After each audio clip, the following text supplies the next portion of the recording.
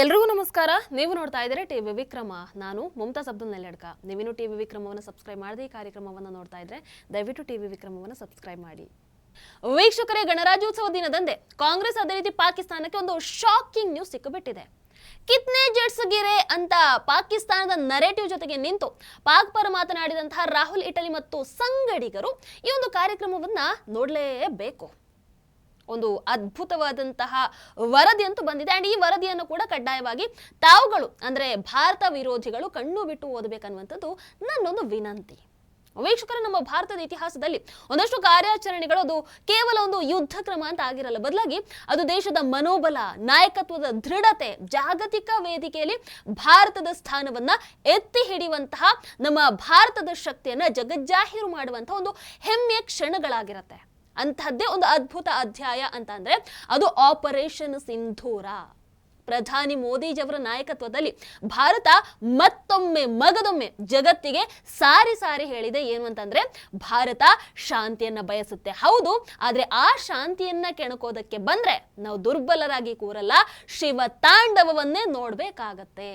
And ಆ ಶಿವ ತಾಂಡವವನ್ನ ಈ ಬಾರಿ ಆಪರೇಷನ್ ಸಿಂಧೂರದಲ್ಲಿ ಇಡೀ ಜಗತ್ತು ಕೂಡ ನೋಡಿದೆ. ಅದರ ಪರಿಣಾಮವನ್ನ ಪಾಕಿಸ್ತಾನ ಬಹಳಷ್ಟು ಅನುಭವಿಸಿದೆ ಕೂಡ. ಅಂಡ್ ಆಪರೇಷನ್ ಸಿಂಧೂರ ಕೇವಲ ಪ್ರತಿದಾಳಿ ಆಗಿರಲಿಲ್ಲ, ಅದು ನಮ್ಮ ತಂತ್ರಜ್ಞಾನದ ಮೇಲುಗೈ ಕೂಡ ಆಗಿತ್ತು. ಗುಪ್ತಚರ ನಿಖರತೆ ಆಗಿರಬಹುದು, ನಿಯಂತ್ರಿತ ಶಕ್ತಿ ಪ್ರದರ್ಶನ ಆಗಿರಬಹುದು, ಇವೆಲ್ಲದರ ಫಲಿತಾಂಶ ಕೂಡ ಆಗಿತ್ತು. ವೀಕ್ಷಕರೇ, ಈಗ ಆಪರೇಷನ್ ಸಿಂಧೂರ ವಿಚಾರದಲ್ಲಿ ಸ್ವಿಸ್ ಥಿಂಕ್ ಟ್ಯಾಂಕ್ ಇದರ ಕಡೆಯಿಂದ ಒಂದು ವರದಿ ಬಂದಿದೆ. ಅಂದ್ರೆ ಆಪರೇಷನ್ ಸಿಂಧೂರದ ವಿಚಾರದಲ್ಲಿ ಈ ಭಾರತದಲ್ಲೇ ಕೂತ್ಕೊಂಡು ಭಾರತನೇ ಸೋತಿದಪ್ಪ ಆಪರೇಷನ್ ಸಿಂಧೂರದಲ್ಲಿ, ಪಾಕಿಸ್ತಾನಕ್ಕಿಂತ ಭಾರತದ ಜೆಟ್ಟೇ ಜಾಸ್ತಿ ಹಾನಿಯಾಗಿರೋದು, ನಮ್ಮ ಭಾರತದ ಎಷ್ಟು ಜೆಟ್ ಹಾಳಾಗಿದೆ, ಎಷ್ಟು ಬಿದ್ದೋಗಿದೆ ಅಂತ ಮರ್ಯಾದೆ ಇಲ್ಲದ ಹಾಗೆ ನಮ್ಮ ಸೈನ್ಯದ ಮೇಲೆ ಡೌಟ್ ಪಡ್ಕೊಂಡವರ ಮುಖಕ್ಕೆ ರಪ ರಪ ರಪ ಅಂತ ಬಾರಿಸಿದ ಹಾಗಿದೆ ಈ ಒಂದು ವರದಿ.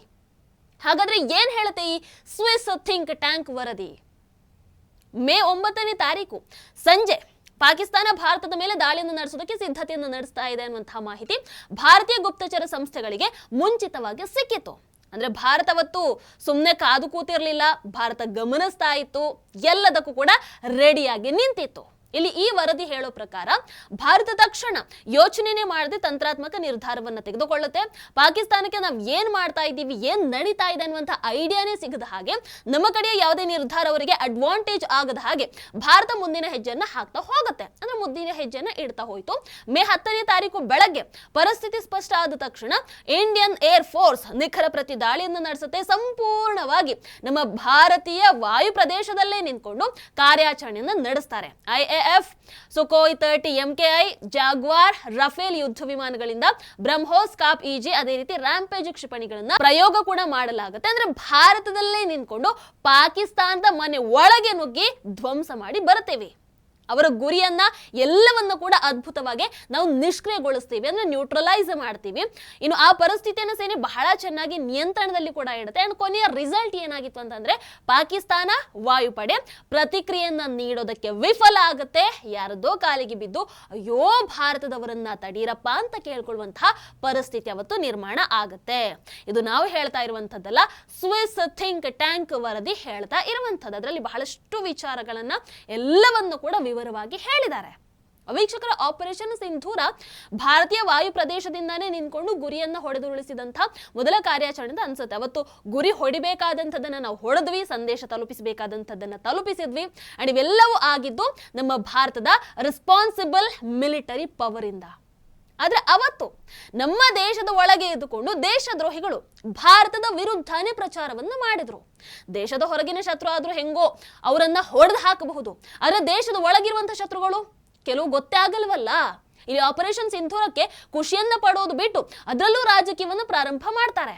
ಎಷ್ಟು ಜೆಟ್ ಬಿತ್ತು ನಮ್ದು, ಅದು ಇದು ಪ್ರಶ್ನೆಗಳು ಬರುತ್ತವೆ ಅಲ್ಲ. ಇದೇನು ಮೊದಲಲ್ಲ ಬಿಡಿ, ಈ ಹಿಂದೆ ಕೂಡ ಸರ್ಜಿಕಲ್ ಸ್ಟ್ರೈಕ್ ಆಗಿರಬಹುದು, ಬಾಲಾಕೋಟ್ ಏರ್ ಸ್ಟ್ರೈಕ್ ಆದಾಗ್ಲೂ ಕೂಡ ಇಡೀ ದೇಶ ಸೈನಿಕರ ಮೇಲೆ ಹೆಮ್ಮೆಯನ್ನ ಪಡ್ತಾ ಇದ್ದಂತಹ ಸಂದರ್ಭದಲ್ಲಿ ಒಂದಷ್ಟು ಸೋಕಾಲ್ಡ್ ದೇಶ ದ್ರೋಹಿಗಳು, ದೇಶ ವಿರೋಧಿಗಳು ಲಾಭ ಪಡ್ಕೊಳ್ಳೋದಕ್ಕೆ ಬರ್ತಾರೆ, ಪಾಕ್ ಪ್ರೇಮವನ್ನ ಪ್ರದರ್ಶನ ಮಾಡೋದಕ್ಕೆ ಬರ್ತಾರೆ.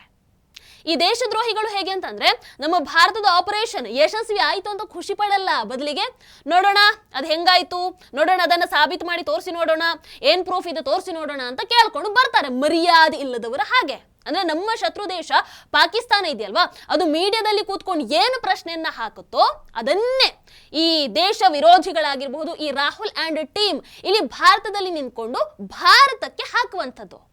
ಆಪರೇಷನ್ ಸಿಂಧೂರ್ ಆದಾಗ್ಲೂ ಕೂಡ ಇದೇ ಆಗಿತ್ತು.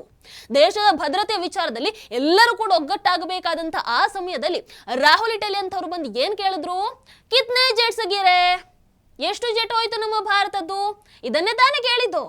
ಈ ಪ್ರಶ್ನೆಯಿಂದ ಯಾರಿಗ್ರಿ ಉಪಯೋಗ? ಭಾರತಕ್ಕ ಅಥವಾ ಪಾಕಿಸ್ತಾನದ ನರೇಟಿವ್ಗ? ಅವರಿಗೆ ತಾನೇ ಉಪಯೋಗ. ಹಾಗಾದ್ರೆ ಇವರುಗಳ ಉದ್ದೇಶ ಏನನ್ನುವಂಥದ್ದನ್ನು ಒಂದು ಬಾರಿ ಯೋಚನೆ ಮಾಡಿ, ಅಂಡ್ ಇವರ ಮನಸ್ಥಿತಿ ಏನನ್ನುವಂಥದ್ದನ್ನು ಯೋಚನೆ ಮಾಡಿ. ಸೈನಿಕ ಕಾರ್ಯಾಚರಣೆ ಅಂತಂದ್ರೆ ಅದು ಇವ್ರ ತರ ಈ ಕೊಳಕು ರಾಜಕೀಯ ಮಾಡೋದಲ್ಲ, ಅದು ರಾಷ್ಟ್ರೀಯ ಭದ್ರತೆ. ಅಲ್ಲಿ ಪ್ರತಿಯೊಂದು ಮಾಹಿತಿ ಕೂಡ ಸಾರ್ವಜನಿಕವಾಗಿ ಡಿಸ್ಪ್ಲೇ ಹಾಕೋದಕ್ಕೆ ಆಗಲ್ಲ ಅನ್ನುವಂಥ ಕಾಮನ್ ಸೆನ್ಸ್ ಕೂಡ ಇಲ್ಲ ಇವರುಗಳಿಗೆ. ಹಾಗಾಗಿ ಈಗ ಈ ಪ್ರತಿ ಬಾರಿ ಭಾರತೀಯ ಸೇನೆಯ ಸಾಧನೆಯನ್ನ ಸಂಶಯಿಸುವಂತ ಇವರುಗಳಿಗೆ ಸ್ವಿಸ್ ಥಿಂಕ್ ಟ್ಯಾಂಕ್ ವರದಿ ಕಪಾಳಕ್ಕೆ 4 ಬಾರಿಸಿ ಈ ವಾಸ್ತವಕ್ಕೆ ಕರೆತರುವಂತ ಪ್ರಯತ್ನ ಮಾಡಿದ ಹಾಗೆ ಇದೆ. ಖಂಡಿತವಾಗ್ಲು ಇಲ್ಲಿ ಪ್ರಶ್ನೆ ಬರುವಂತದ್ದು ಏನು ಗೊತ್ತಾ, ಈ ಸರ್ಕಾರವನ್ನ ಟೀಕೆ ಮಾಡೋದು ಅದನ್ನು ಪ್ರಜಾಪ್ರಭುತ್ವ ಅಂತ ಹೇಳೋಣ, ಓಕೆ. ಆದ್ರೆ ಸೇನೆಯ ವಿಶ್ವಾಸವನ್ನು ಕುಗ್ಗಿಸೋದು ಅದೇನು? ಸೇನೆಯನ್ನೇ ಅನುಮಾನಿಸೋದು ಅದೇನು? ಭಾರತೀಯ ಸಾಧನೆಯನ್ನ ಅಲ್ಲಗಳೆಯೋದು, ಭಾರತವನ್ನ ಅವಮಾನ ಮಾಡೋದು, ಇದು ಯಾವ ರೀತಿಯಾದಂತಹ ರಾಜಕೀಯ ಅಂತ ನಾನು ಕೇಳೋದು. ಇವತ್ತು ಜಗತ್ತಿನ ವರದಿಗಳೇ ಭಾರತದ ಕ್ರಮ ಚೆನ್ನಾಗಿತ್ತು, ಭಾರತದ ಕ್ರಮ ನಿಖರವಾಗಿತ್ತು, ತಂತ್ರಜ್ಞಾನದ ದೃಷ್ಟಿಯಿಂದ ಉನ್ನತ ಮಟ್ಟದಾಗಿತ್ತು ಅಂತ ಇಷ್ಟೆಲ್ಲ ಹೇಳ್ತಾ ಇದೆ ಅಂತ ಅಂದ್ರೆ ದೇಶದಲ್ಲೇ ಇರುವಂತ ಈ ದೇಶದ್ರೋಹಿಗಳಿಗೆ ಏನಾಗಿದೆ? ನಾಚಿಕೆ ಆಗಬೇಡವ ಇಂಥವರಿಗೆ? ಅಂಡ್ ಇಂತಹ ದೇಶದ್ರೋಹಿಗಳನ್ನು ಉರಿಸೋದಕ್ಕೆ ಅಂತಾನೆ ಅನ್ಸುತ್ತೆ ಗಣರಾಜ್ಯೋತ್ಸವ ಪೆರೇಡ್ ಟ್ಯಾಬ್ಲೋದಲ್ಲಿ ಆಪರೇಷನ್ ಸಿಂಧೂರದಲ್ಲಿ ಪಾಕಿಸ್ತಾನದ ವಿಕ್ಟರಿಯನ್ನ ಬಹಳ ಅದ್ಭುತವಾಗಿ ತೋರಿಸಿದ್ದಾರೆ. ಬಹುಶಃ ಅದಕ್ಕೆ ಅಂತ ಅನ್ಸುತ್ತೆ ರಾಹುಲ್ ಇಟಲಿ ಅವರು ತಲೆ ಮೇಲೆ ಎತ್ತಲೇ ಇಲ್ಲ, ತಲೆ ತಗ್ಗಿಸ್ಕೊಂಡೇ ಕೂತಿದ್ರು. ಪಾಕ್ ಏರ್ ಬೇಸ್ ಹೆಂಗೆ ಹೇಳ ಹೆಸರಿಲ್ಲದ ಹಾಗೆ ಅದನ್ನ ಭಾರತ ಯಾವ ರೀತಿ ನಾಶ ಮಾಡ್ತಾನ್ನುವಂಥದ್ದನ್ನ ಬಹಳ ಅದ್ಭುತವಾಗಿ ಅದರಲ್ಲಿ ತೋರಿಸಿದ್ರು ಆ ಟ್ಯಾಬ್ಲೋದಲ್ಲಿ. ಅಂಡ್ ಅದನ್ನ ತೋರಿಸಿ ಮತ್ತೆ ನೆನಪಿಸಿದ್ದಕ್ಕೆ, ಆ ಒಂದು ಖುಷಿಯನ್ನ ಮತ್ತೆ ತಂದಿದ್ದಕ್ಕೆ ನಿಜವಾಗ್ಲೂ ಧನ್ಯವಾದವನ್ನು ತಿಳಿಸ್ಲೇಬೇಕು. ವೀಕ್ಷಕರು, ಕೊನೆಯದಾಗಿ ಒಂದಂತೂ ಹೇಳಬಲ್ಲೆ, ಭಾರತ ಶಾಂತಿಯನ್ನ ಬಯಸುತ್ತೆ, ಹೌದು. ಹಾಗಂತ ಭಾರತ ಹೊಡೆದ್ರೂ ಮೌನವಾಗಿ ಕೂರ್ತೀನಿ ಅಂದ್ರೆ ಅದೇನು ಈ ಕಡೆ ಕಪಾಳಕ್ಕೆ ಬಾರಿಸಿದ್ರೆ ಆ ಕಡೆ ಕಪಾಳವನ್ನ ತೋರಿಸ್ತೀನಿ ಅನ್ನುವಂಥ ದೇಶವಾಗಿ ಇವತ್ತು ಭಾರತ ಉಳಿದಿಲ್ಲ. ಮೋದಿಜಿಯವರ ನವ ಭಾರತ 1ಕ್ಕೆ 10 ಪೆಟ್ಟನ್ನ ಕೊಟ್ಟೇ ಕೊಡುತ್ತೆ. ಅದಕ್ಕೆ operation Sindoor the biggest example and the biggest warning ಅಂತಂದ್ರೆ ಖಂಡಿತವಾಗ್ಲೂ ತಪ್ಪಾಗಲ್ಲ. ಅಂಡ್ ಅದಕ್ಕೆ ಸರಿಯಾಗಿ ಈಗ ಅದು ಯಾರು ನಂಬ್ತಾ ಇರ್ಲಿಲ್ವಲ್ಲ, ಅವರಿಗೆ ಒಂದು ವರದಿ ಕೂಡ ಬಂದಿದೆ. ಇನ್ನೇನು ಉಳಿದಿಲ್ಲ ಅಂತ ಅಂದುಕೊಳ್ತೀನಿ. ಈ ಸೇನೆಯ ಸಾಧನೆ ಮತ್ತೆ ಹೇಳ್ತೀನಿ ರಾಜಕೀಯ ಆಯುಧ ಅಲ್ಲ, ಅದು ರಾಷ್ಟ್ರೀಯ ಗೌರವ. ಭಾರತ ವಿರೋಧಿಗಳು ಯಾವುದಕ್ಕೂ ಒಂದು ಬಾರಿ ಆ ಸ್ವಿಸ್ ಥಿಂಕ್ ಟ್ಯಾಂಕ್ ವರದಿಯನ್ನ ಓದಿ ಅಂಡ್ ಆದಷ್ಟು ಬೇಗ ಕ್ಷಮೆಯನ್ನ ಕೇಳಿ ಅಂತ ವಿನಂತಿಯನ್ನ ಮಾಡ್ಕೊಳ್ತಾ ಈ ಕಾರ್ಯಕ್ರಮವನ್ನು ಮುಗಿಸ್ತೀನಿ. ಧನ್ಯವಾದಗಳು. ಜೈ ಹಿಂದ್. ಟಿವಿ ವಿಕ್ರಮ, ದೇಶ ನಿಮ್ಮ ಕೈಯಲ್ಲಿ. ಈ ಕಾರ್ಯಕ್ರಮ ನಿಮಗೆ ಇಷ್ಟ ಆಗಿದ್ದಲ್ಲಿ ಲೈಕ್, ಶೇರ್ ಹಾಗೂ ಕಮೆಂಟ್ ಮಾಡಿ. ಟಿವಿ ವಿಕ್ರಮದ ಕಾರ್ಯಕ್ರಮಗಳನ್ನು ನಿರಂತರವಾಗಿ ವೀಕ್ಷಿಸಲು ಸಬ್ಸ್ಕ್ರೈಬ್ ಮಾಡಿ, ಬೆಲ್ ಐಕನ್ ಒತ್ತಿ.